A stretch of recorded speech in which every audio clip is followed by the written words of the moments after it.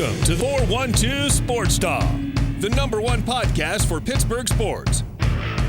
Steelers, we talk it. Penguins, we talk it. Pirates, yeah, we talk it. With the biggest guests. Bob Pompiani, Pittsburgh legend. Mayor Bill Peduto, the mayor of the city of Pittsburgh, is on with us. Doran Dickerson, West Allegheny legend. Trey Essex, welcome. Available on iTunes and Spotify. Hosted by Mad Chad Nolan. It over too much. Well, now he's not turning it over at all. And Eddie Provident.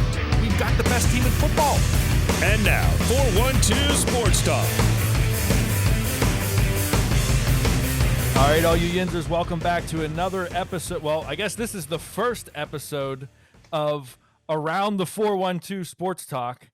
I'm your host, Eddie Provident. With me is Mad Chad Nolan and special guests, Zachary Smith and Tyler Weeks from Around the 412. Wow. As always, we're brought to you by MCM Studios and our main man, Mike Hitt. We want to thank them for always sponsoring us. But we've got some pretty exciting stuff going on today. For the first time, we're finally doing this joint episode, at least on our side. Now we owe you guys a favor now.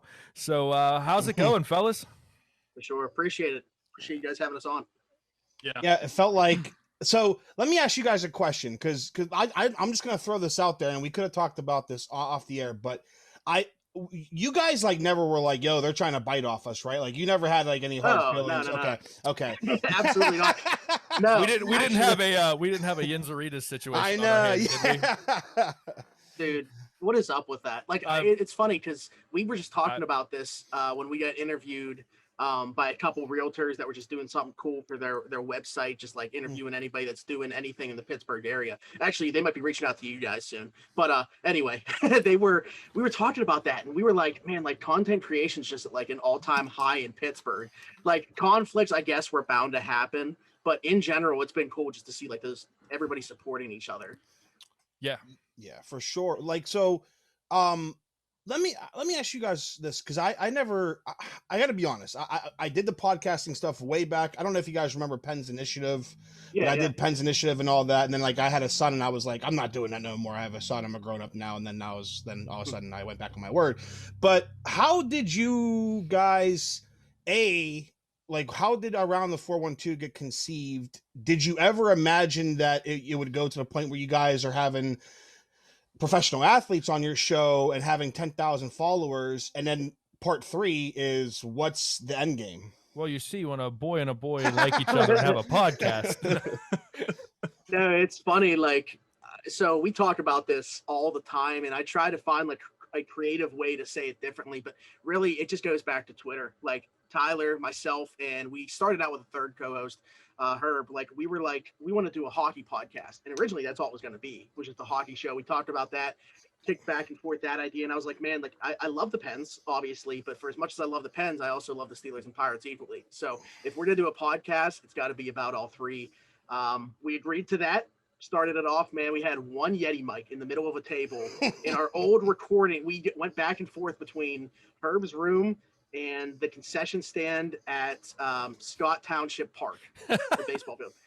Those were our two recording studios. So to go from that to what you're talking about now with like 10,000 followers on Twitter, being able to talk to the likes of Brian Rust, Minka Fitzpatrick, Jack Wilson. I mean, no, we never saw that coming by any means. But it was just like, let's just do this, you know? And that's my advice to anybody, like anybody that wants to get into this, whether it be podcasting, blogging, whatever it might be, just do it. I mean, Tyler said it, you know, just the other episode that we recorded yesterday of Around the 412 was like, man, like anybody that wants to get into this game, just do it, because there's space for you. Like if you're thinking, oh, there's too many podcasts in Pittsburgh or something like that. No, like your voice needs to be heard too. So as far as the end game, when I get asked this question, it's just, like I said, to become two of the people that people think about when you talk about Pittsburgh sports. You think about Smitty and Tyler Weeks from Around the 412. Yeah, and to touch on your like advice to other people that want a podcast, it's like, don't do it. That's great advice. Like if you're passionate about it, do it, but don't do it like, oh, I'm going to do this so I can either make money or meet athletes. Cause I promise you you're going to get a lot of no's and rejections. They're like, I ain't coming on your show. Like that's the thing. Whenever we talk about this, we always say we did not expect anybody to listen to our show. we didn't expect anybody to follow us on Twitter. Like for the first, I would say year, I mean, we had like 150 followers on Twitter, and like we barely had any listens on our show. We definitely never thought we would be talking to professional athletes, especially like an all-pro safety like Minka. Yeah. But yeah, so don't go into it thinking that this is going to be like a career or like you're looking into it for the money or anything like that. Because like even like we're at the point where we are, and we're still really not looking at it like that. Like we're lucky enough to like be where we are today. But again, we just started as a couple of friends that just love talking about sports. So we figured, why not put a microphone in front of us and let other people talk as well? So how did you guys end up meeting? Like, did you guys know each other through school? Did you grow up together? So no, actually, Smitty and I, we grew up like on towns that are close to each other, but we didn't know each other until 2015. So I had a friend, my friend Cody, that I went to high school with, and he ended up being friends. Is this with Coleman? No, okay, different Cody. Too many Codys in the world. Yeah, but he ended up being friends with like Smitty and his other friends as well, and then we ended up playing in a softball tournament together, and then that's where initially Smitty and I met, and then we became closer by interacting on Twitter, and then we started going to like sporting events together, and then we met Herb through Twitter and going to Pirate games.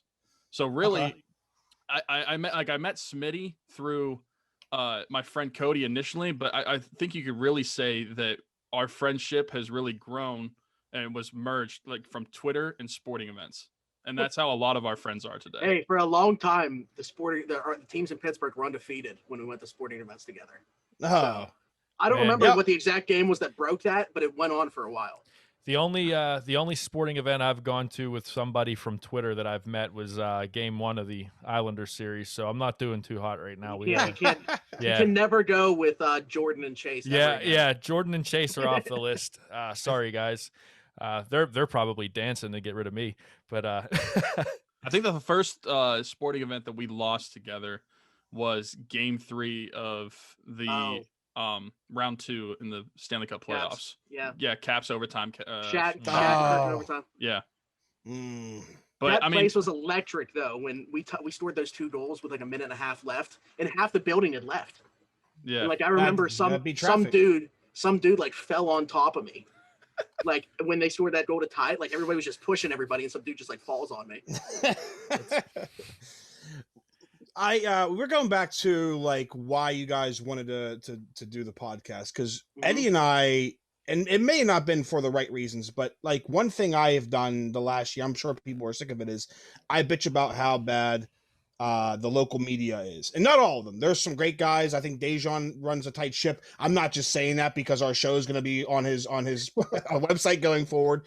I love Pomp. I think Pomp is someone. If I was like, hey, if I saw a kid that was like, I want to be I want to cover the Steelers and Penguins when I'm older, I'd be like, go follow Bob Pompiani and just do everything that he does and live that same life, because he's damn near perfect. He's almost too perfect. Like, I like Pomp, but like, we have, and we're not going to throw any names on here, but we have a large group of local media members that what I hate.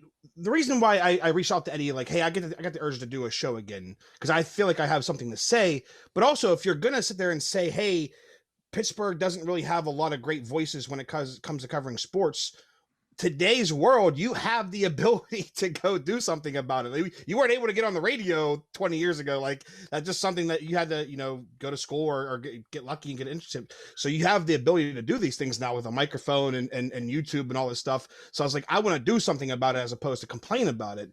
But why do you think, like, what's your biggest issue right in today's world when it comes to like either local or national sports coverage, and why do you think that it's kind of gone in reverse as far as like the quality of coverage goes? Well, it's like, that's what we always say is our inspiration. It's like a reverse inspiration, like people that we didn't want to be like we wanted to be new voices and new faces in Pittsburgh. And for me, man, it's just like, I don't care if I agree or disagree with somebody. The biggest thing for me is the authenticity. Like, I just feel like it's not like most of these people, they're playing a character when they're on the air, and they're a completely different person when they're off the air. Like, if they're a genuine person and I disagree with their opinion, that's fine. Like, I can live with that. That's what the world's supposed to be. You're not going to agree with everybody. But if I'm disagreeing with somebody and on an opinion that I feel like isn't even their actual opinion, they're just doing it for engagement, that's when I have a problem. And that's where I think the shift is. Like, that's where it gets lost in translation, is because nowadays it's all about the engagement, the clicks, the listens, and how The reaction. goes. Yeah, the reaction, even if it's a negative reaction. A negative reaction is a good reaction when it comes to this stuff. I think what has happened is people saw Skip Bayless and Shannon Sharp and Nick Wright and guys like that get success, Colin Coward, off of hot takes and really off the wall opinions. And those guys are characters. Those guys are as disingenuous as it gets. I don't even believe Skip Bayless is a human. Like, my thing is like, yeah, okay, that was kind of funny when it first started. Like, I'll tell you when that was good, when I enjoyed that was, and this is probably back in high school for me, was Cold Pizza on ESPN2 in the morning when it was Stephen A. Smith and Woody Page. Or Skip Bayless and Woody Page. That's when it was funny. That because it was something new. They were debating. They were messing with each other. They were getting on each other. It was sports takes. It was all kind of wrapped into one. But then you had, Stephen A. and Skip, and then Skip went over to Fox, and then it was Skip and Shannon, and then now it's Kellerman with Stephen A. Smith, and it's constantly hot take after hot take after hot take. And then now Nick Wright's the new young guy that's doing that. And it's just, all right, it's played out. Everyone's done it. We've all heard it before. It's not new anymore.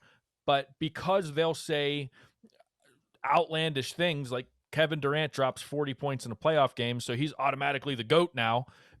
They know they're going to get clicks. They're going to get that. They're going to generate that that guttural response from the audience, because people are bored enough, especially during, the pandemic. We're bored enough to click and argue and do all this stuff. And it's not genuine, like you were saying, Schmitty. Yeah, and I think that's a big thing is, like, when you look at our show and multiple other shows around Pittsburgh, we're authentic and we are fans, and we don't shy away from being fans. We don't act like we're not fans, which is different than a lot of media. They have to be unbiased and such. But just because we're fans on one hand, that does not mean that we're not critical either. I mean, if anybody wants to go back like a month ago and listen to our show talking about Tristan Jarry, you can. Yeah. But so you're always going to get. Wait, are you trying to say that Tristan Jarry was not good during the playoffs for the Pittsburgh Penguins? How dare you? Hot take. He wasn't. Yeah. But yeah, you're always just going to get a genuine reaction out of us, whether it's good, bad. We're not going to fake it. Yeah, and I think that's what drew me to your guys' show. And I'll give you another thing. Like, I'm glad Chad's been doing it, and I'm trying to work my schedule out so I can like join him on the live streams. But I love that you guys live stream your show and you interact with people as they're commenting and as you guys are going, and that kind of makes part of the show.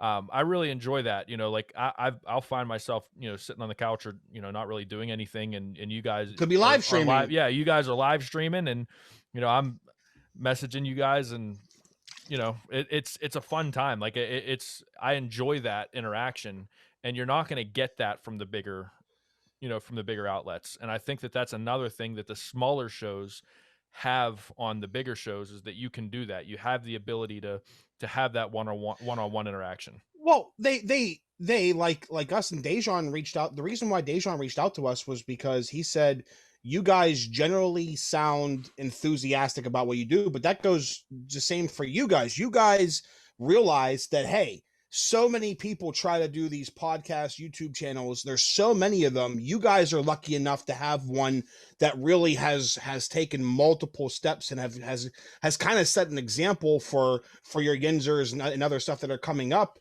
And not only that, you guys don't, you guys see podcasts at the podcast. I just saw like 8 people that I follow today. Like, I'm starting a podcast soon.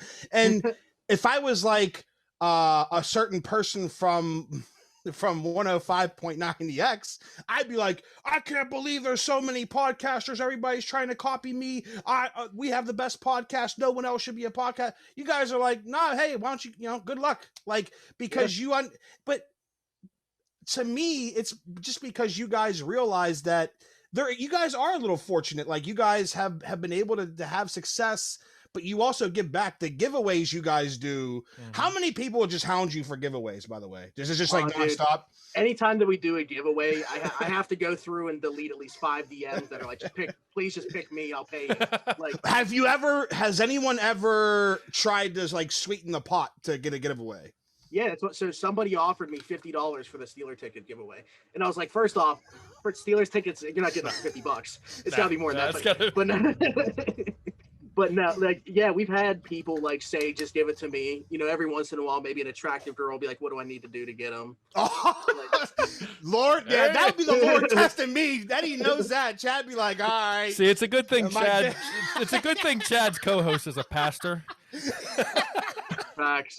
No, but like, I'm glad that you said about us being fortunate, because we 100% realize that. Like, it could have been any 2 other people, but people just are drawn to us for the way that we present the show. That's your mustache. And maybe, maybe this is mincing words and it's semantics.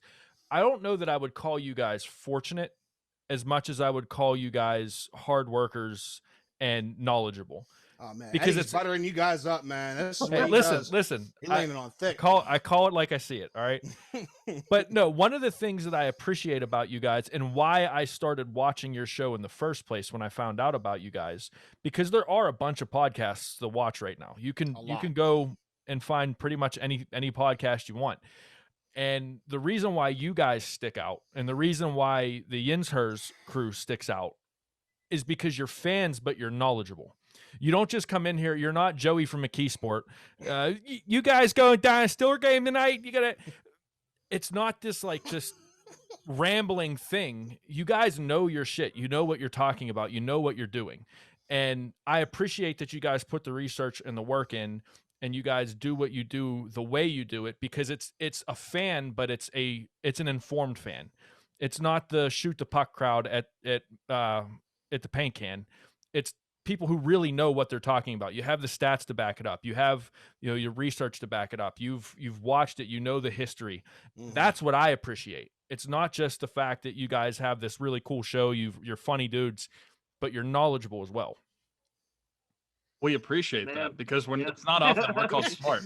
I didn't say smart. I said knowledgeable. Time out. People you never compliment me like this, and it's pissing me off, man. Just wait until the Cody Coleman interview comes out, Chad. I had a bunch of good things to say about you, man.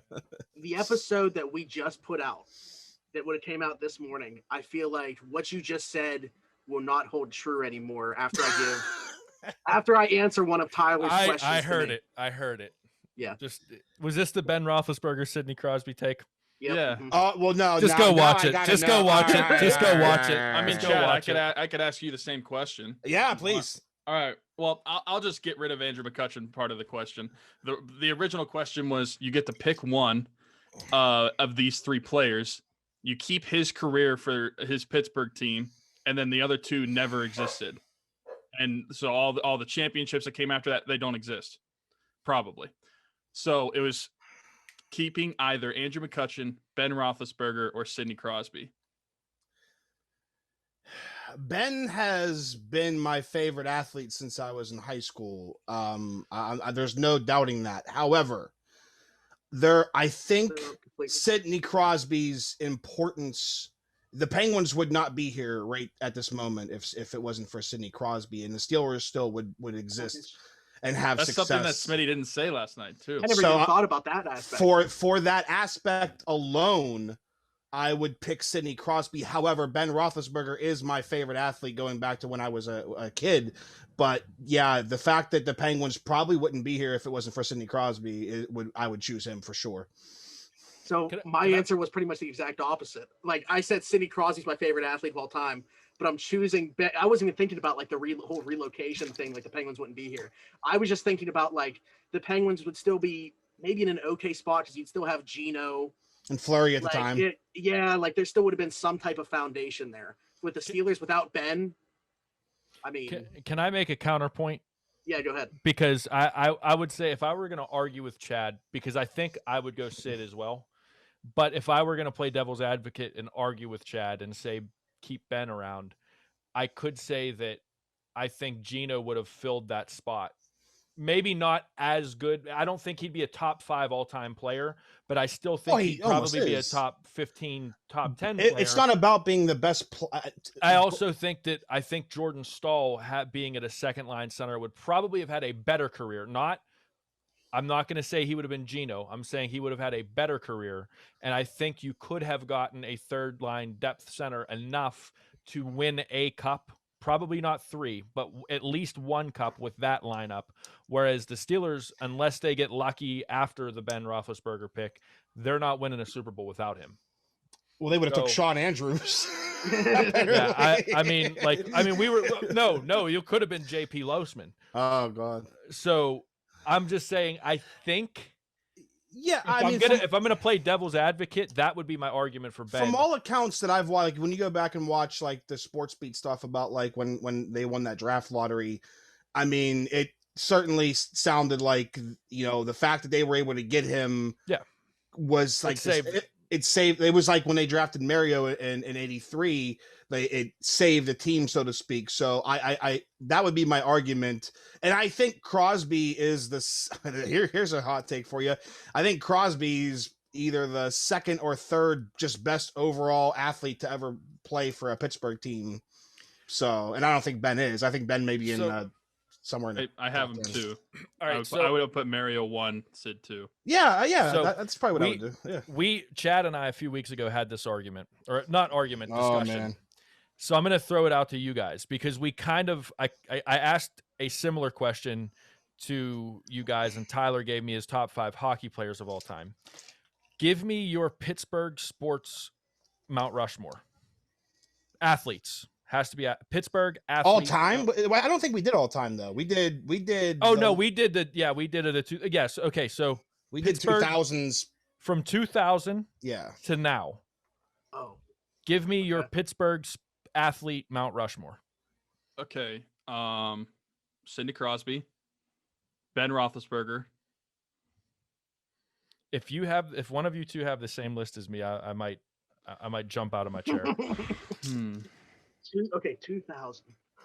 2000 to now. Listen, I'm really debating if I put a Pirate up there or not. He did. Because Yeah. the only one that I would put up I had Kutch. I had Jason Kendall. No, I'm kidding. The only one I would put up there is Kutch. Yeah. But I'm also debating it because I'm thinking, like, am I going to put Kutch over guys like Evgeny Malkin or Troy Polamalu? Like, I think you just said my 4 going through names there. Yeah. And then it's also like, are we just naming the 4 best players of this era, of that era? It's or is it like fame and what they mean to the city? What they mean to the city. Okay, if it's what they mean to the city, I feel like Kutch has to be on there. Yeah, that was my argument. Kutch literally made like an entire generation become interested in baseball again. If it wasn't for him, I don't think anybody would care anymore. If you're going based off of what they mean to the city, I'm going Sidney Crosby, Ben Roethlisberger, Andrew McCutchen, and Troy Polamalu. And the only reason I'm picking him over Evgeny Malkin is because if you're looking at it by what they mean to the city, Evgeny Malkin's always been second fiddle to Sidney Crosby, and a lot of the fan base looks at him that way, and they don't look at him in the light that they should. Those bastards. Yeah, but the Pirates have always been third fiddle to the other 2 teams, so who cares about anybody on that team? That's true. So mine was exactly yours, Ty. It was Ben Roethlisberger, Sidney Crosby, McCutchen, and Polamalu. And it was the exact same reasoning because for me, I grew up playing baseball. I was a baseball kid, and I never had I was always a Red Sox fan because I didn't have the Pirates, and I couldn't expect the Pirates to win. So when McCutchen came on the scene and the team started getting good, and we started turning that corner. I remember I was on a vacation with my then girlfriend in New York City when the Pirates took over first place in the Central for that first time. That was the year before they made the playoffs. And I was losing my mind in the middle of New York City because the Pirates won and were in first place in the NL Central for the first time, that late in the season, for the first time in my life. And so that meant so much to me, and I think it meant so much to the city. Like I literally cried with my dad during that Reds wild card game because we never thought we'd see playoff baseball. So Kutch is cement for those 3 seasons alone. Kutch is cemented in there for me for what he brought an MVP. You know, he took us. I think we were one of the top 3 teams in baseball. The year that we lost the wild card, one of the years we lost the wild card game. I think that was the 94 Chicago. Season. Yeah, Chicago. They won 98 games and still had to play in the wild card because St. Louis won 100. Right. Mhm. And so for me, that's why Kutch is on there. And I understand the argument for Gino, and I know that there's probably 1 or 2 other guys that you can make an argument for, but for what Kutch did for the city and did for baseball in the city, I have to put him on my. Kutch was one of those rare, like, baseball players. One of the things that, especially nowadays, I was going back. One of my best friends who listens to the show, Joe Hella, shout out to him. We were talking about this, how, like, when I was a kid, man, it seemed like there was, like, a lot more, like, bigger name baseball players than there is nowadays. Like, you got Tatis Jr., like, that's like, in Trout. But, like, back in the day, it was like Jeter, Nomar. Like, there was so many, A-Rod, there were so many big names. And Kutch was one of the few baseball players that, like, almost, like, he was practically a celebrity, especially in this city. He had a cult following. And he had personality, which you don't see in a lot of baseball players. So I can see the affection that, you know, why people had such affection for him. Here's the thing. Baseball would be in a really good place right now with the young superstars, but it has no idea how to market them. Like hockey. Bingo. Because it wants to suppress them. Like, they don't want them celebrating. They want to suppress their, like you said, like, Kutch was a character. Like, the MLB wants nothing to do with that. So Tatis Jr., you know, people know him, but you have Ronald Acuna, who's one of the most exciting players to come around in a long time. Juan Soto's one of the best hitters already at 22 years old in baseball. Obviously, you still have Mike Trout. Mike Trout, you know, he's allowed to do whatever he wants to do. That's just not his thing. Like, he's not going to be the face of baseball because he's not that type of guy. He's like Crosby. So all right. Yeah. I'll give you, like, to go off of what you're saying, Smitty. Look at the year Jacob deGrom's having. And who unless you're a baseball fan, who knows about it, and who knows who Jacob deGrom is? Yeah, he's having the best season in history right now. He's on pace for the best pitching season in history. You could have offered me $500 and I would have been like, no, who? Listen, unless you're a baseball fan, I'm not sure you know what the Cy Young Award is. Yeah, but, like, I mean, no one knows that he's on pace to blow Bob Gibson's record away. Bob Gibson's ERA record is 1.69 for a season. Think about 1.69 for the season, and Jacob deGrom is what, 0.54 right now, or 0.58? Yeah. Yeah, it's absolutely absurd what he's doing. He's hitting. He's like batting 427 with he's got more RBIs than he has earned runs, I believe. Mm-hmm. That's like, people say because of the Cy Young, like, pitchers shouldn't win MVP. He might be making a case for one of the rare. Him and Shohei Ohtani. Yeah. They do that same stuff with the Vezina and hockey too. But like, that was just to your point, Smitty. Like, MLB, if they had any clue how to market their stars, and it's the same with hockey, like, I mean, it would be such a different world, such a different sport. I think baseball suffers from the old timers even more than hockey does. I know you guys see me complain about, like, hockey culture, but I think baseball suffers from it the most. Like, it makes me not like, there was that highlight that I really enjoy where this kid, I mean, he smoked a home run, right? And then he stared at it for, like, I'd say, like, 3 Mississippis. And I was like, I like that shit. And right away, there was, like, old white guys on Twitter that were like, get this kid out of baseball. And I was like, no, if there was more of that, I would be watching it every night. I promise you. I was literally told I was a bad member of my church because I like people bat flipping. You're going to hell. Like, I can go find the receipts on Twitter. That was an actual conversation that happened. It's just, it doesn't, like, it's like their pastor goal says is you need a second opinion, buddy. It's like their goal is to make baseball the least amount of fun as possible to watch. So while we're on baseball, because I know you two are baseball fans, probably a little bit more than Chad is, or at least right now more than Definitely Chad more. is. Yeah. What is your guys' take on the whole pitching saga right now? Do you like, what's your thoughts? Because sucks. I have my, like, I pitched for 10 years, so I have my own thoughts on it. What do you guys think? I'll let Tyler go Should they be allowed to use the spider tack and the sunscreen with rosin, Yes. or should they take that out of the sport? Should it be like, what's your thoughts on it? Personally, to me, I think that they should be allowed to use it. And my only opinion on that is because if you watch how hard these guys are throwing the ball and the way that their arms are going, I understand to a certain degree whenever Tyler Glasnow blames his injury on not being able to grip the ball properly. So if you want any sort of way, because having no grip on the ball, I understand, like, that's tough to pitch with.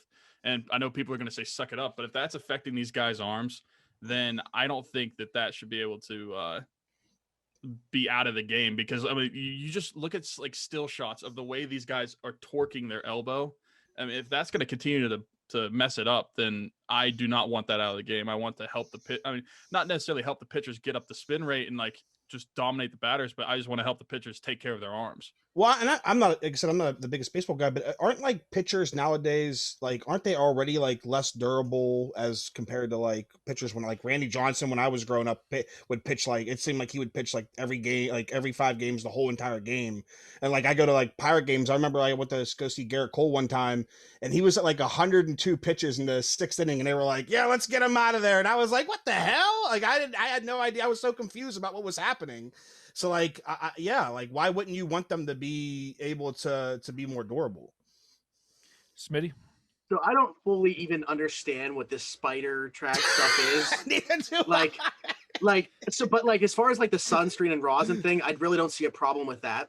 Like, on their own, they're fine, right? Like, Yeah. There's already rosin bags and people use sunscreen. So they're just mixing 2 lethal things together to give them a little bit of an advantage, right? So the spider tack is like pine tar on steroids. No pun it's intended. pine tar. With baseball. Okay. It's just a super, super sticky substance. It was actually created by a heavy like a weightlifter, like one of the world's strongest men, so that he wouldn't lose control of the bar when he was, doing deadlifts and in the stone lifts and stuff like that.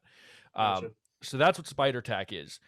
And the thing with spider tack, it's so sticky that even a little bit, like, you remember Stickum, like the old films of, like, the Raiders from the 70s using Stickum, where the ball wouldn't even come off their hands. That's basically what spider tack is. So I think spider tack is something that is giving too much of an advantage. Yeah, I think that's what I'm saying. I That's think different than. But here's where the MLB got it wrong, and this is where I do agree with Tyler.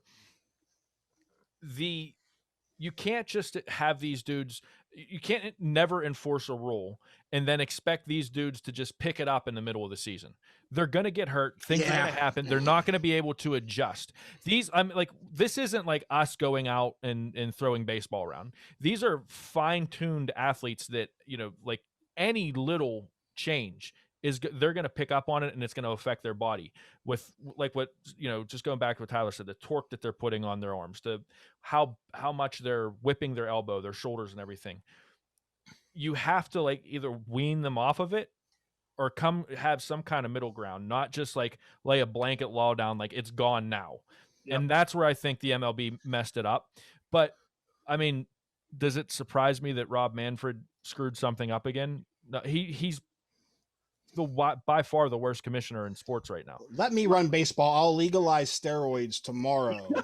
I'm telling you, because, like, that was the most exciting. Like, 97 to 2002 will always be my golden age of baseball. It was so fun to watch. And then after that, I was like, I don't care about baseball anymore. Well, that's the thing. If the MLB was smart, I'm not saying I want steroids legal, but if they wanted the game to be more exciting to the general population, then steroids would be legal. I'd be giving them out to listen, like, no one goes to a baseball game, or the casual fan does not go to a baseball game to watch pitching and defense. They want to see home runs. Yeah. But you can do that with a baseball. They can just bring back the live ball era and not actually do steroids. They could change the baseball up. They can another thing that they could do is they could I know that for a while the laces were higher. You can put the laces back down. We have, a couple friends that play professional baseball. And I remember Jared Oliva, who's with the Pirates, he's in AAA right now. He was telling me, like, when he got to his first major league spring training, he picked up a baseball and he was like, "This is completely different than the balls that we were Mhm. using in Altoona last year. Like you can just tell that they're wound tighter." Yeah. And then they did that for 1 year, and then last year in the shortened season, they decided to go back to the dead ball. And And you can I tell don't the difference understand again. that, yeah. Like, and then Jeff, who's our friend at the pitcher, was like, "Yeah, I've been able to tell the difference from 2018 to 2019 to 2020." And like you know, they talk about like the cork bat only added a few, you know, like on average, I think 7 to 10 feet on a hard hit baseball, like a Mhm. squared up baseball. But Yeah. if you think about that, look at all those warning track balls. Look at all That's- those balls. That's probably an extra 50 to 100 home runs a year at least. Yeah. You know, so I mean, they've got to do something to get the offense back. And I'm this is coming from a pitcher. I love seeing no hitters. I love seeing pitchers dominate, but the general fan doesn't, and they have to do something. That would just make those things even more impressive if they happen, to be honest. Yeah. You're striking I wanna- out. I want to line of- combine two discussions here, just to say what my biggest gripe is with Major League Baseball and just professional baseball in general. The consistency. As we're talking about with this stuff, all of a sudden they decide they want to enforce it. Like, yeah, they made the statement that they weren't going to because it was like a trial period. But let's talk about, I don't know where you guys are at with like the DH thing, but let's combine that as well, because pitchers throughout the minor leagues, they don't hit regardless of if you're in with an NL and or all of AL a sudden team. in the major league. And then all of a sudden the major leagues pitchers got to hit again if they play for an NL team. I think what gets frustrating with these and again, it's the same thing with hockey. Like NFL and NBA they totally understand this stuff, is that they literally don't care what the casual fans want to see. They like baseball and hockey, like the gatekeepers, the old timers, they like it being a niche sport because Traditionalists. it's like they get it's like their thing. They get to have this thing, and no, we don't care. We don't want changes and all that stuff. But I'm the consumer. I think in 2010 to 2015, I had like a 22 game season plan, and then I would go and I would spend so much money and hang out with people from Twitter down Power Games. I don't do that anymore because it's really not that fun. Like I went to one game this year with my buddy, and the team was so bad. They had like 8 errors, and You're there for the ballpark. Yeah, but that's lost. It's 20 years. Like I've seen it. I've seen the True, park. true. It's nice. I get it. Yeah. But like, why wouldn't you want more people to like your sport? I've never understood it. And hockey's the same way. They're like, no, we don't want speed and skill. We want George Larocque playing on the fourth line. I'm like, no one wants to see that shit anymore, dude. Like it's the lack of progression in those two sports irritates me so bad. Well, why don't we do this? Let's put a pin on this conversation for a second. I'm mad. You're mad, Chad. You're always mad.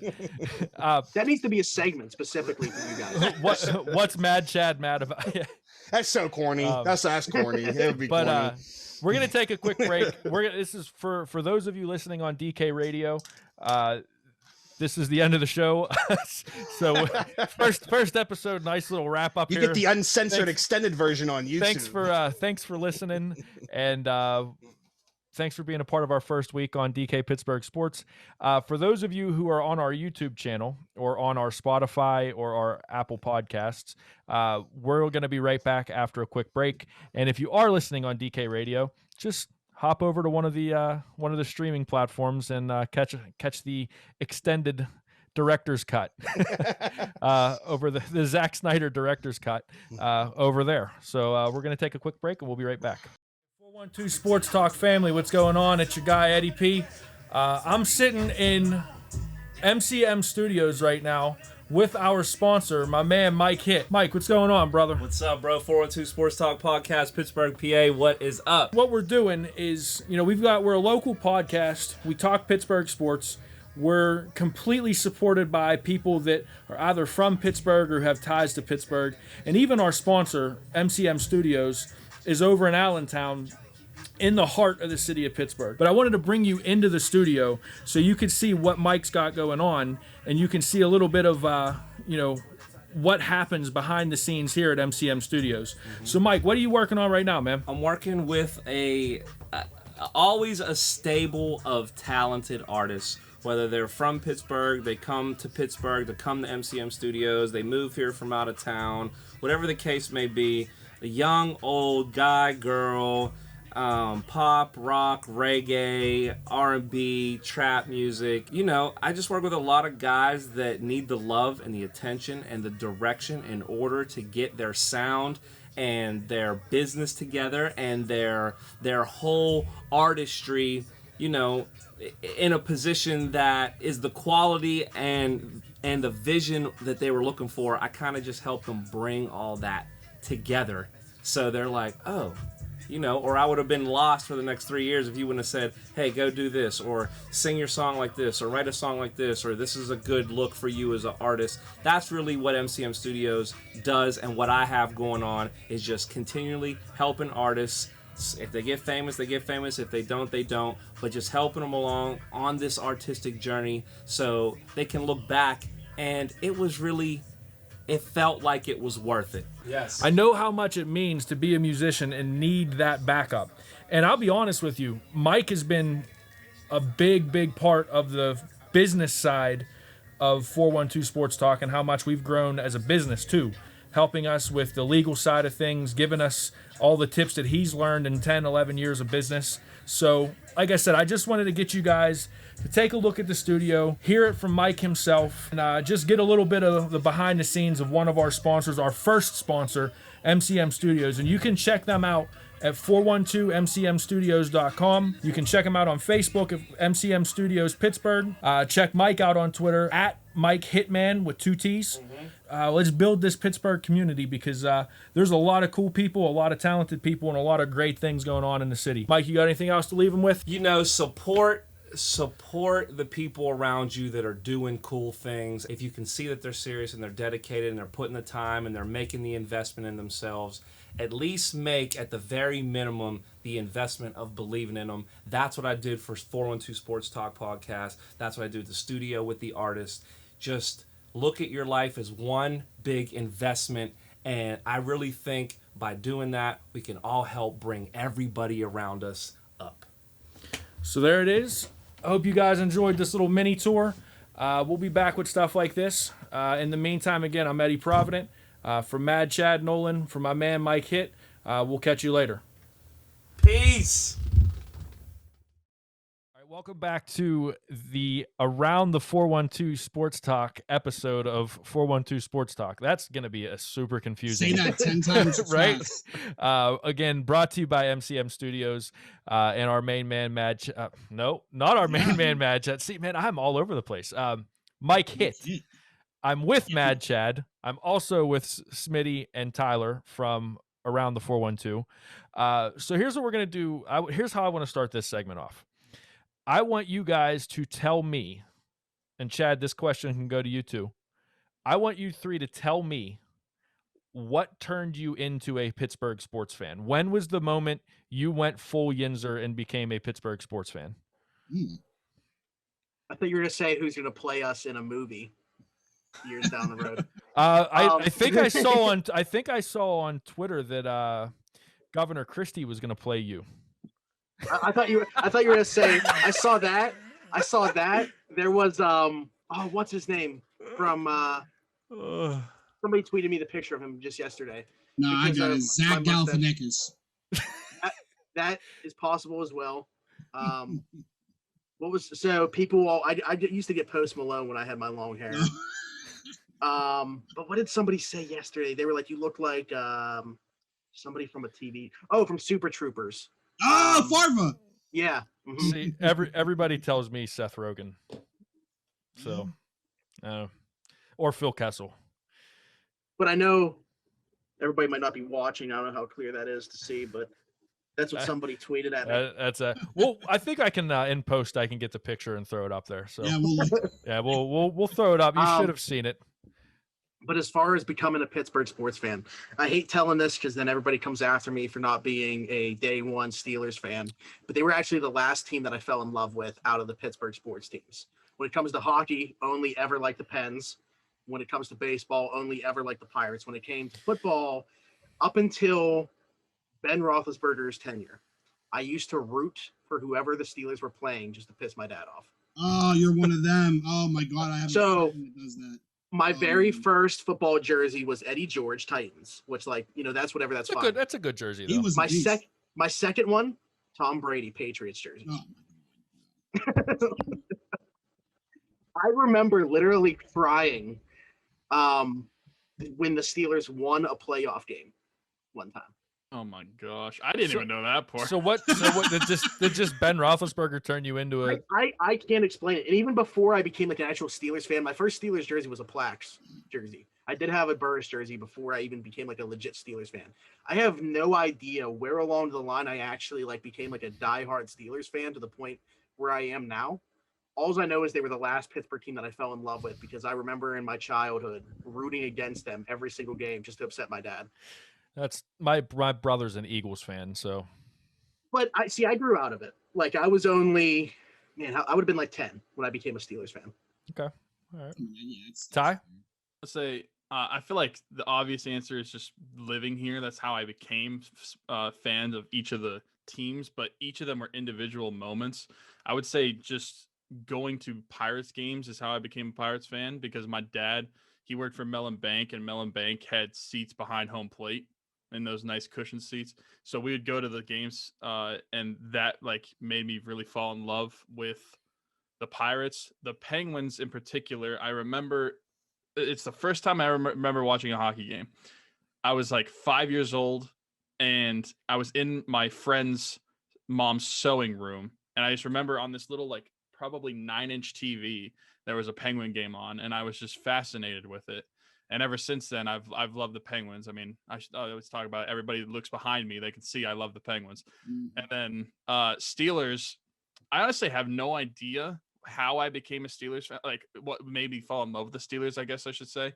Like, I know I loved Jerome Bettis when I was a little kid, but at the same time, I can't remember a particular moment. It's probably just because if you're not a Steelers fan in Pittsburgh, you're shunned. Like Smitty, I don't know how you did that until you were 10 years old.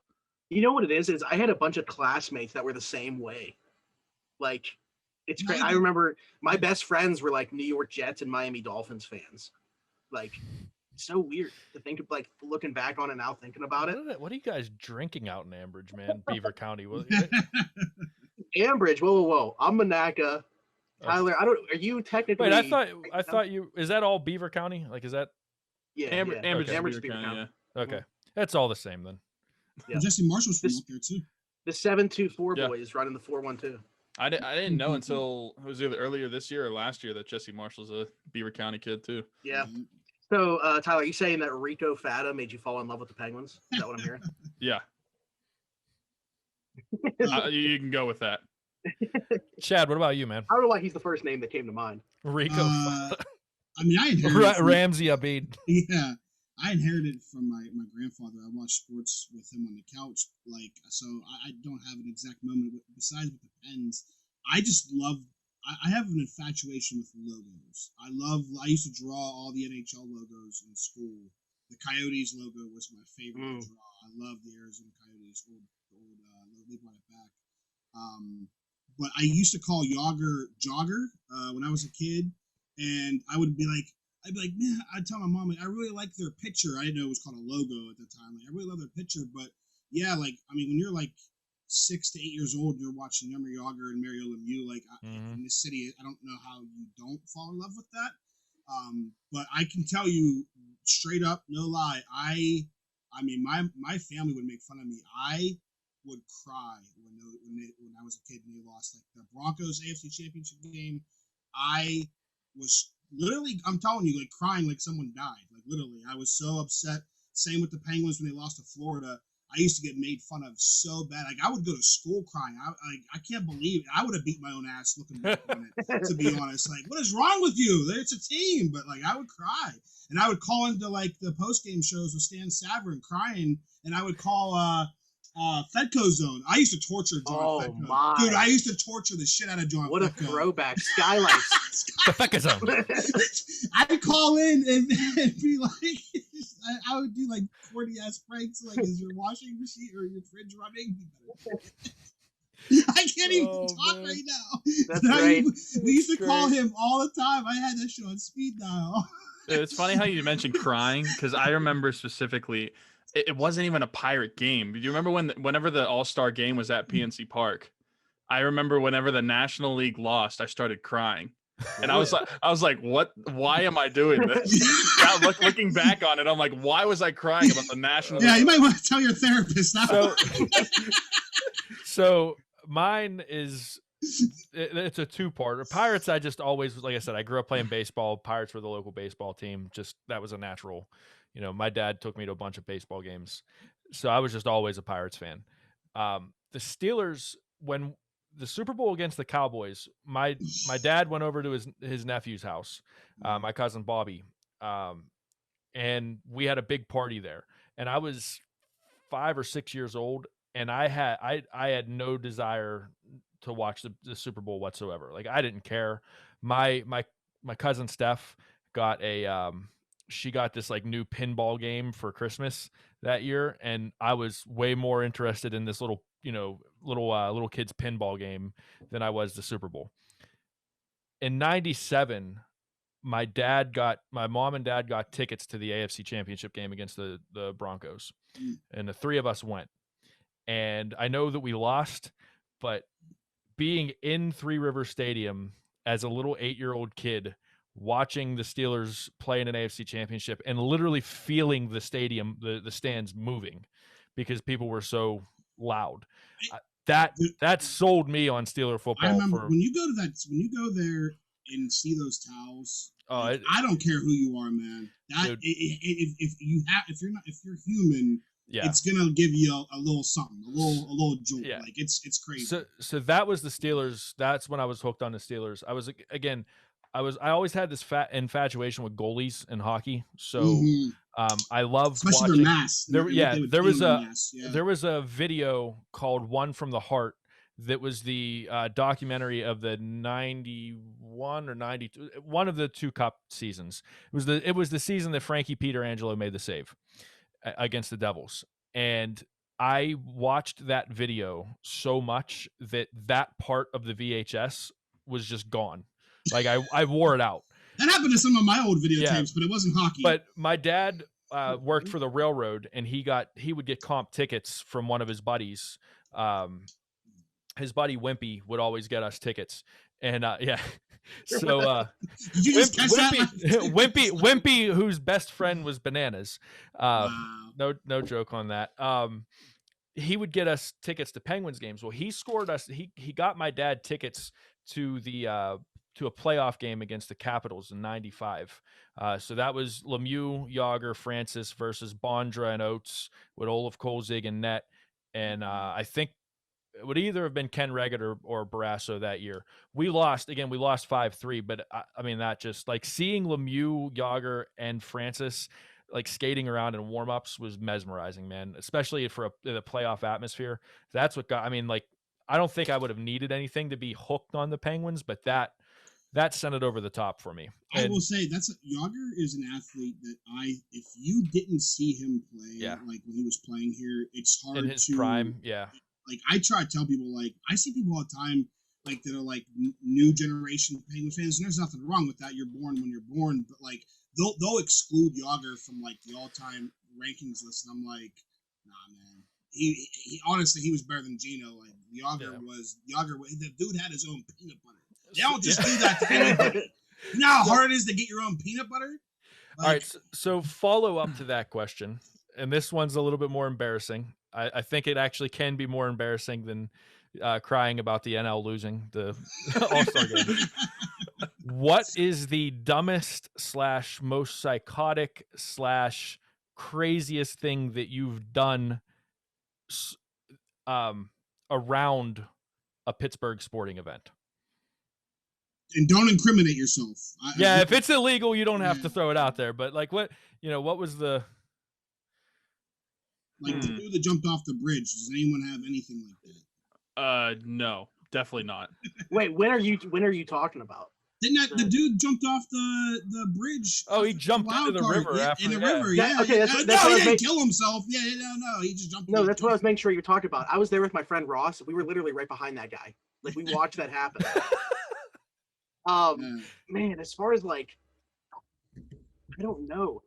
especially like it definitely wouldn't be recently because I don't even like get upset anymore. Like No, I've gotten yeah, to the point yeah. where, so I'm trying to think back now, like what was the last time that I was actually like disappointed or upset with a Or Pittsburgh team excited, losing? like a celebration. You're like, what's the I goofiest mean, thing you've done in Oh, celebration? I got Oh, a when- I got Um, a I got a $600 speeding ticket on the way home after the Penguins won the Eastern Conference Final in 2016. $600. How did you? I was going 50. You were moving, man. Okay. You should have just told him, like, man, are you not a Pens fan? mine's financial as well. When we won the second of the back-to-back, I blew probably somewhere between $400 and $500 at the bar just buying drinks for literally anybody that said they wanted a drink. I quit a job. I requested off. I was working at Bravo's. I was a waiter in college, and the Pens had a playoff game. This is 2008, and I requested off because I knew there was going to be a game. The schedule came out. My boss didn't let me go, so I showed up for work, and my friends are like, "Dude, we're going downtown for the game, for the big screen. There's going to be girls there." And Oh, that was it. We'll see ya. I had this white dress shirt that I had to wear, and I literally just tore it off and was like, "I quit." And just left. I was like, "Yeah, if you're willing to quit a job to go watch a team play, like you like that team a lot." That's the funny thing. You're saying 2008. Like, imagine if I'm sure there was some podcast or something like them at the time. It's like, imagine if we were doing something like this back in 2008. Yeah. Oh man. Man, for me,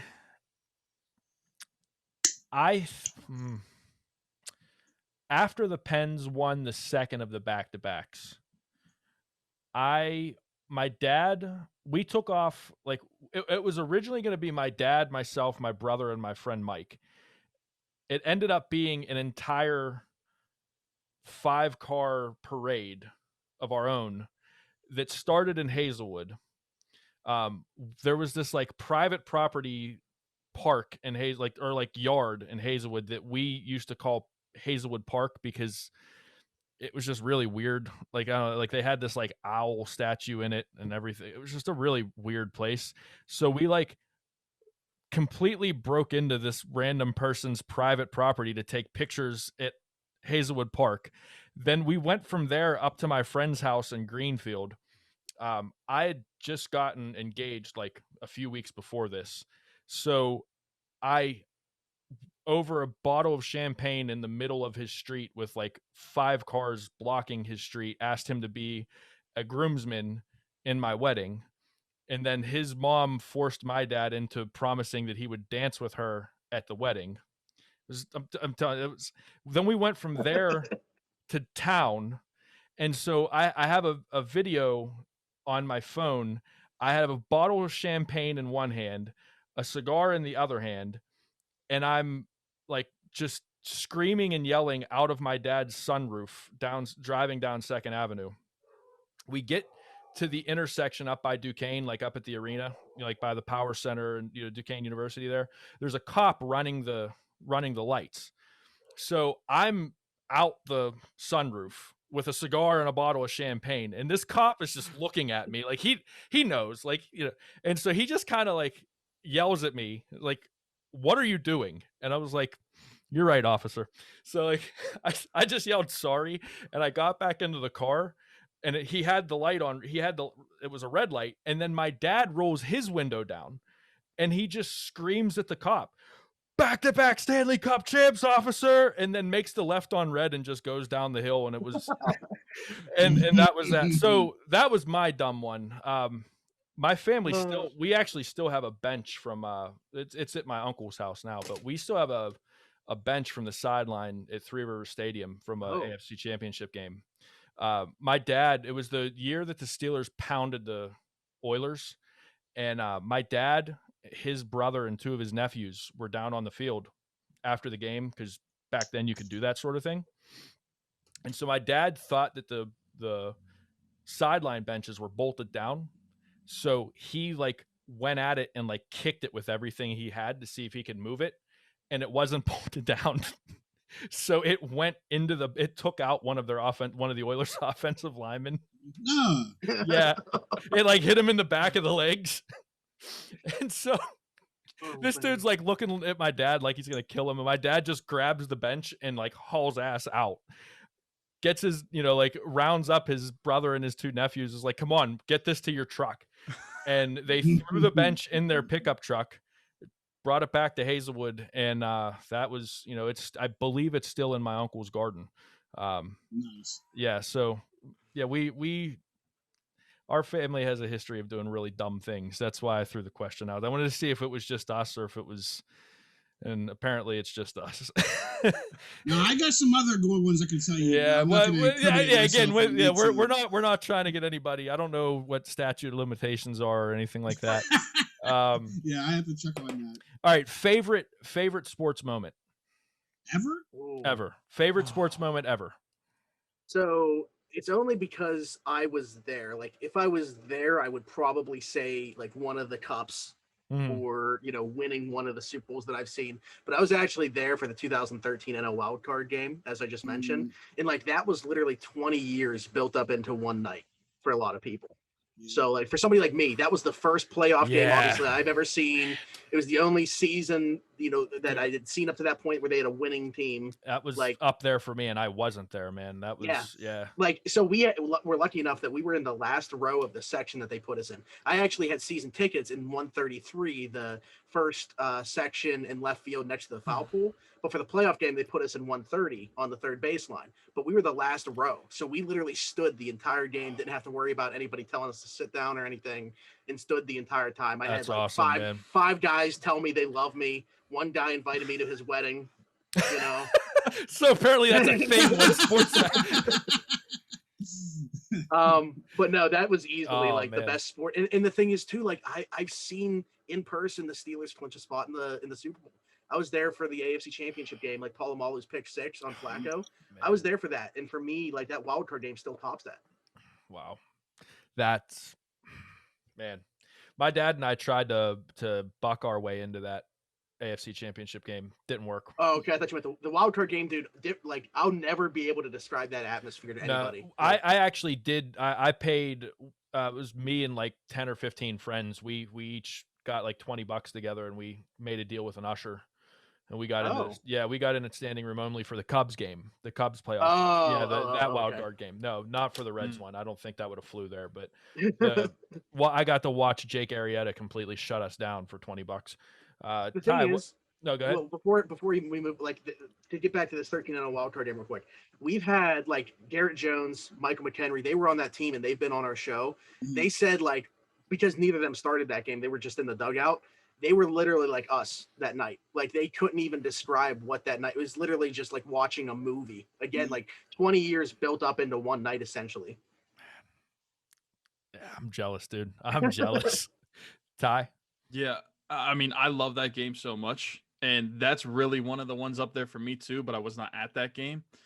So I will say the Kunitz double overtime goal because I was at that game. And just the eruption of the stadium after a complete muffin of a goal led in by Craig Anderson. I always say to people that I love the atmospheres of the different sports, and I cannot relate to that wild card game atmosphere, but I say that playoff hockey atmosphere is my favorite by far, and anybody who thinks they don't like hockey needs to go to a playoff hockey game and just experience that. Sarge came with me to his first playoff game, that game one that Eddie was at as well. That was Sarge's first playoff game that he's ever been to, and he's been to regular season games. He's like, dude, this is completely different from going to a regular season game. And that wasn't even a packed house, man. That was what, 9,000, I think? Yeah, something like that. You guys went whenever it was still 25%. Yeah, that's true. Oh, yeah, that's 25. Right. Yeah. And it was still popping that day, man. Mm-hmm. I have a game that I went to that the crowd was even louder than a playoff game for the Penguins. I was at Crosby's return game in 2011 when he came back from concussion after a year and a half. Was that the Islanders? The Islanders, he had 4 points. Yeah.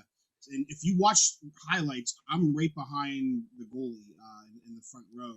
But that night, they gave us all these Crosby post or things to hold up. And I'm not gonna lie, I saw people, I saw girls have tears in their eyes. Yeah. It was loud, but also in high school, 2004, Ben's rookie year. I got to go to the divisional game against the Jets. And I watched recently on YouTube. Sometimes I go back and I just watch old games. And that's, to me, that's the loudest I've ever heard Heinz Field. That place was crazy. And the field goal posts were literally swaying because people were jumping in the end zone and shit like that. Yeah. And I heard an interview with Ben, and Ben was like, it was so loud. He was a rookie. He was like, you would think that it would be affecting them, but he was like, it made me nervous because he was like, he came from Miami of Ohio. Nothing. And he was like, right. he was like, what the hell is this? This is insane.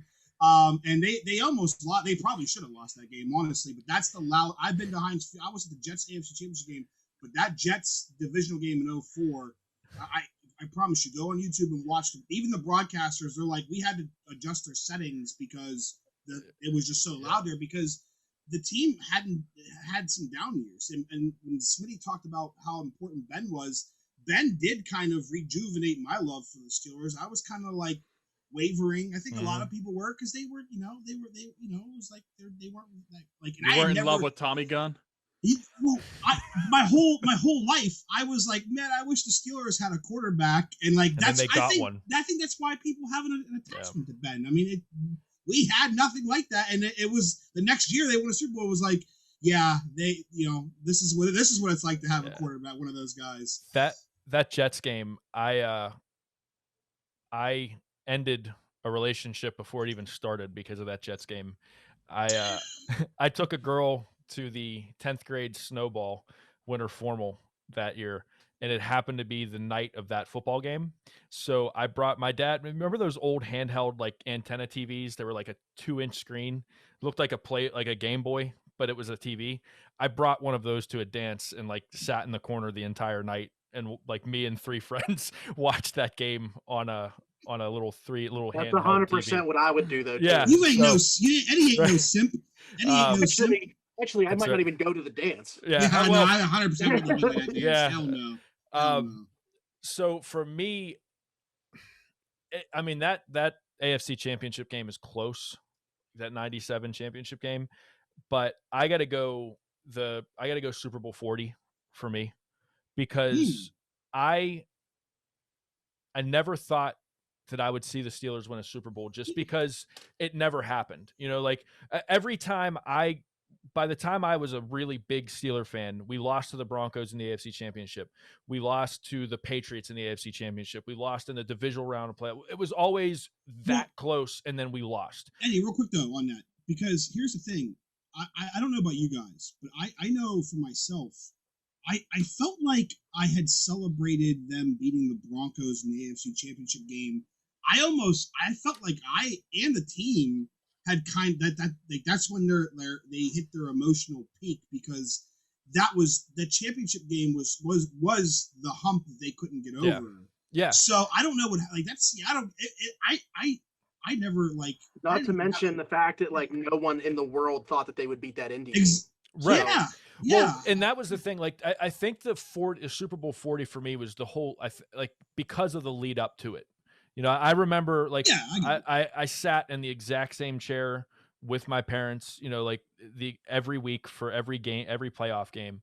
But that Super Bowl 40 was, I mean, it's a little bit more personal for me because that's the last, my grandpa passed away 2 years after that. So that was the only championship I got to see with my grandpa. And, he's the one that owns the bar which we got to talk about before we end this show. But the Lido Cafe was his bar. And it was like 2 blocks away from my house, the house we were living in at that time. And I don't remember running to the bar. I just remember running out the door and like getting to the bar, and my pap was the first person I saw when I ran in the bar, and I just gave him a big hug. And I was like, "We did it, Pap! We did it!" And so that like celebrating that Super Bowl with my grandpap and with my dad, and like I actually got to watch them win a Super Bowl with my dad, and I never thought that I would.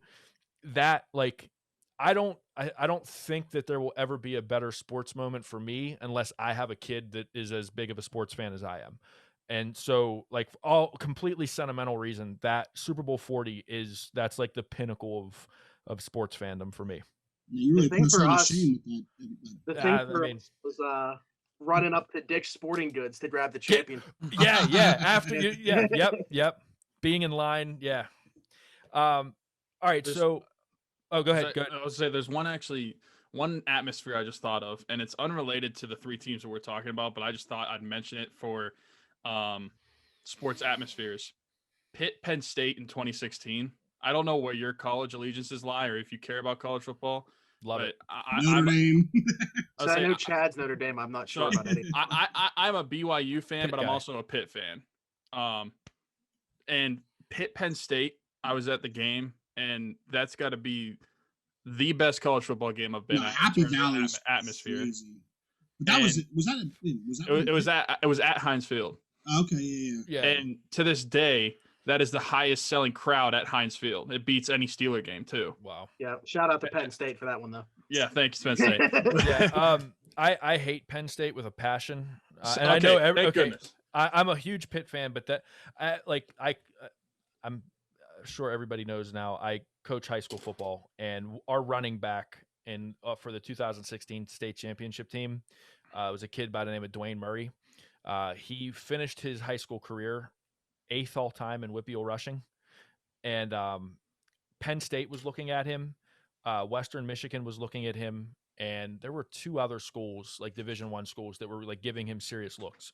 And Penn State was trying to use him to get Paris Ford, because they were really the 2 of them were good friends. Yeah.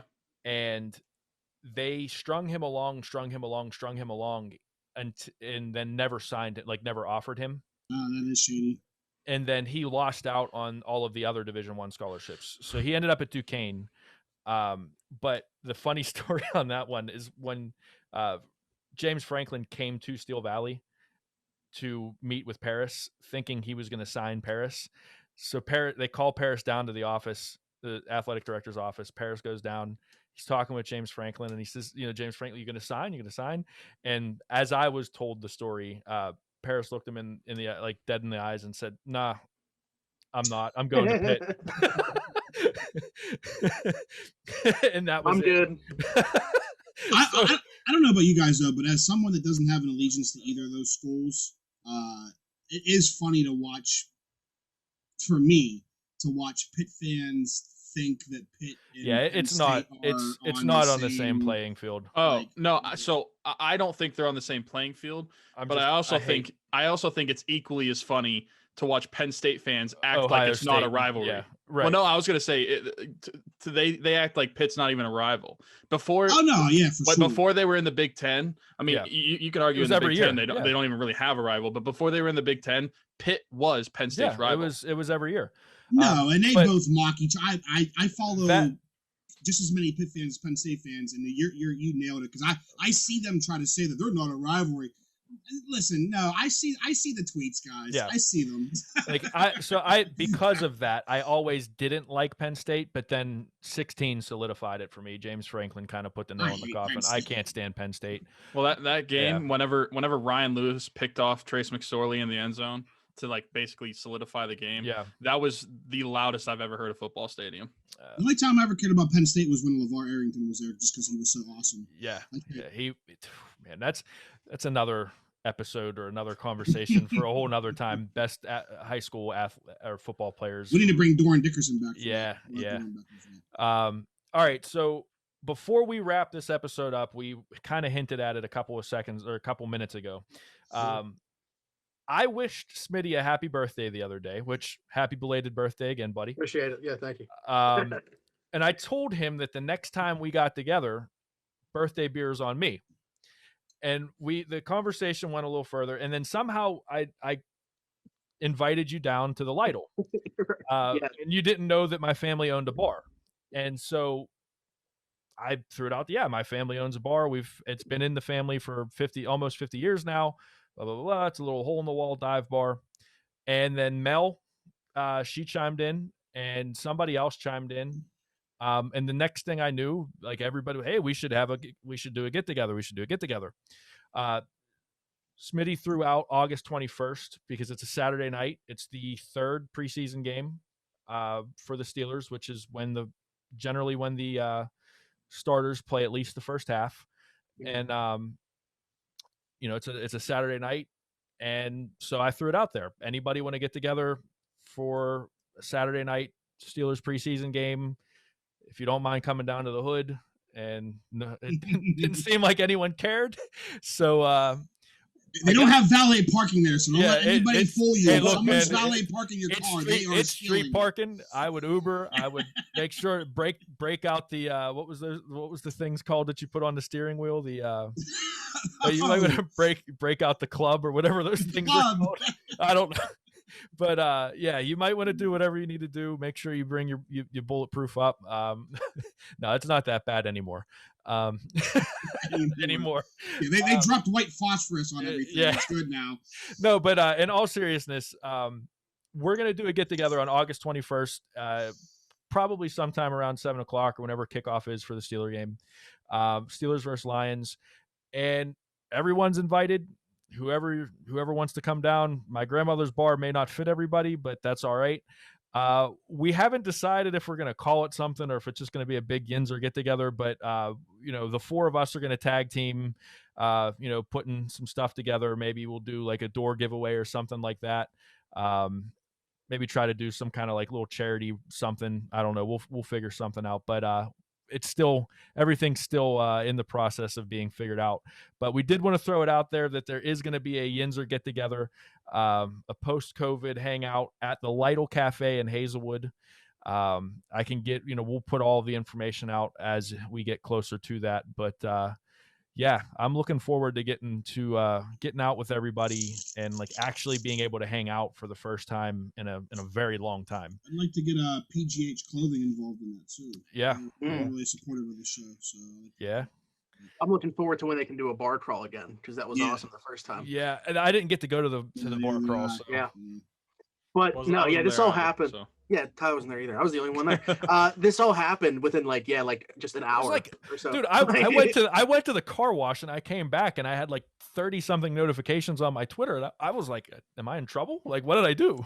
And then I started reading. I was like, well, I thought this was going to be like 10, 15 people getting together. And then next thing I know, Doran Dickerson was tweeting about it. Josh Taylor was saying he was going to come by, and like it just kind of snowballed. So listen, if Mel's batter is going to be there, if we're getting some cookie dough in the building, that's me and Mel met at a Pirates game and we became really close, and she could party. Just be ready for that because I'm telling you, she can party. Listen, man, that's why I think it's perfect. Because Saturday night, there's going to be I don't know how many people are actually going to be paying attention to a Steelers preseason game, but at least that will be going on. Yep. The cool thing about Twitter follow meetups that I've always enjoyed is I remember this is back in the day when I was mad Chad for real. I had a reputation and stuff, and Mel and them had invited me to a Pirates game, and I was like, really? You're inviting me? Everybody calls me an asshole on Twitter.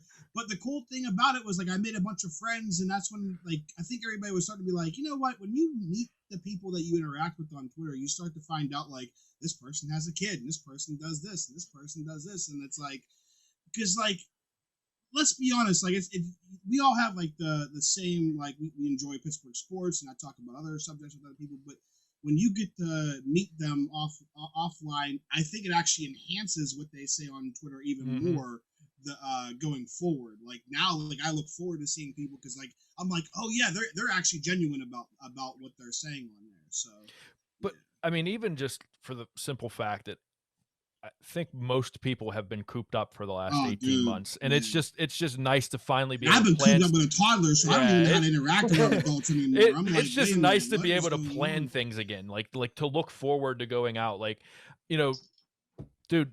Even that hockey game, just getting out to the Pens Islanders game, I didn't even care that they lost. It was just nice to be out with other human beings again. It was fun. So yeah, I'm really looking forward to getting to hang out with everybody. That's also we kick it off early every year, but that will also we'll have our Rocking Around the 412 kicked off by the time that rolls around. There it is. So yeah, I'm looking forward to it, man. What do you guys got planned coming up in the near future that people can be looking out for? Obviously, the Rocking Around the 412. what else you guys got going on? Any giveaways? Any big time guests coming on? I'm not sure that he listens to this show, but if he does, this is how he can find out. So Brian Rust is going to be coming back onto the show in the near future. Nice. All right. When he does come back on, we got a little surprise for him. I don't know if you guys have seen any of those portraits that our friend Alex Nicholson does. He's really good, man. He's good. He's making a personalized one for Rusty. That's awesome. With the Rust. That's awesome. That's awesome. And he doesn't know about it. We're going to show it to him. Alex is going to come on man. the show, pop in, and show it to him. Very cool. Other than that, I mean, we don't have any like dates set in stone, but I've talked like Mink is going to come back on at some point before the season kicks off. I've been going back and forth with Stefan Tuitt. I think he's going to come back on, which obviously he has. Get Rusty to come out to the Lytle, man. Oh, you know what? He might be down. I've heard he can party. Tell him to bring Dumo.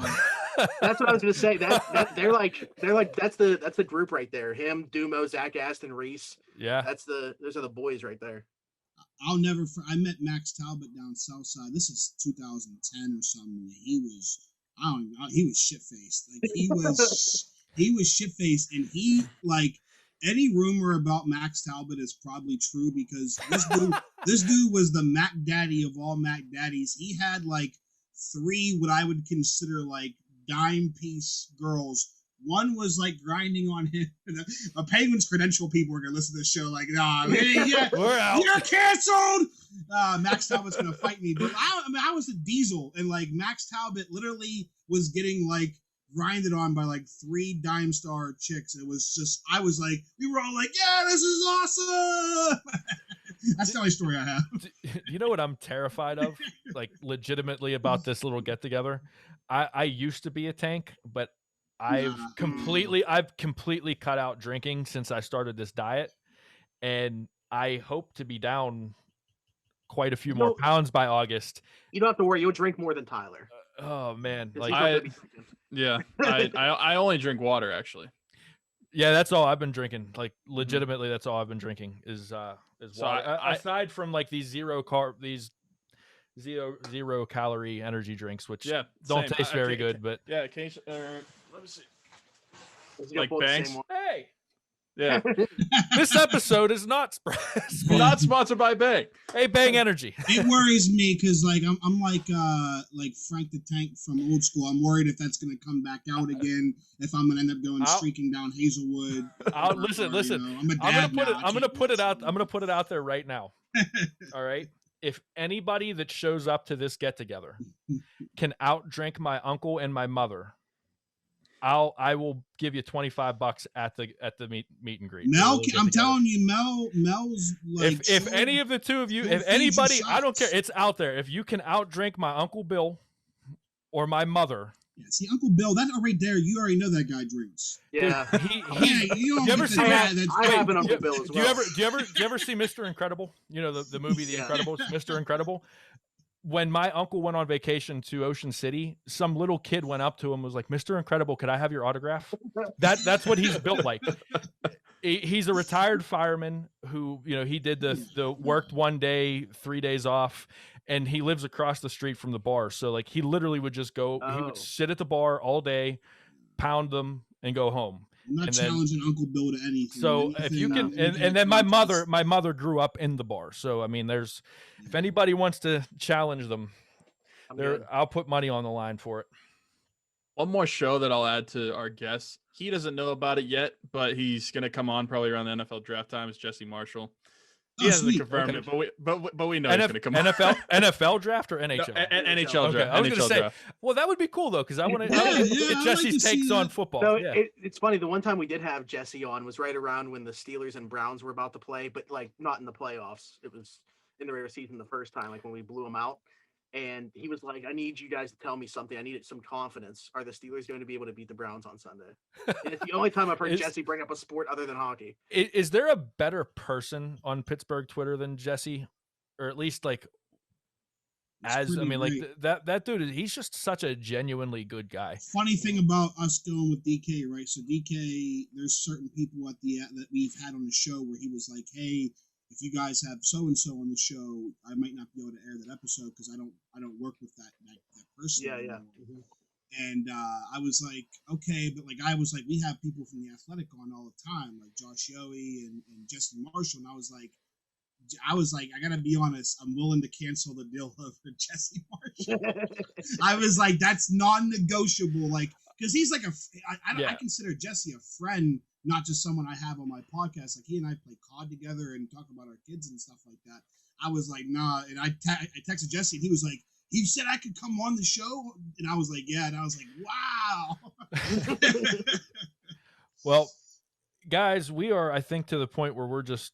If anyone's listening right now, it's Uncle Bill. That's it. He's the only one listening at this point. Guys, I really appreciate it. I know, Chad, I speak for both of us, so we appreciate you guys coming on. We'll have to return the favor and get a little hangout going on around the 412. But great talking with you guys. Always good hanging out. Again, shout out to MCM Studios for always taking care of us and supporting the show. For Mad Chad, for Tyler, for Smitty, I'm Eddie. Thank you guys for hanging out, and we'll catch you next week. Thanks for listening to 412 Sports Talk. Be sure to subscribe so you don't miss an episode. If you like the show, leave us a review, and be sure to tell a friend about your source for all things Pittsburgh sports. Find us on Twitter at MadChad412 and at Eddie_P_412.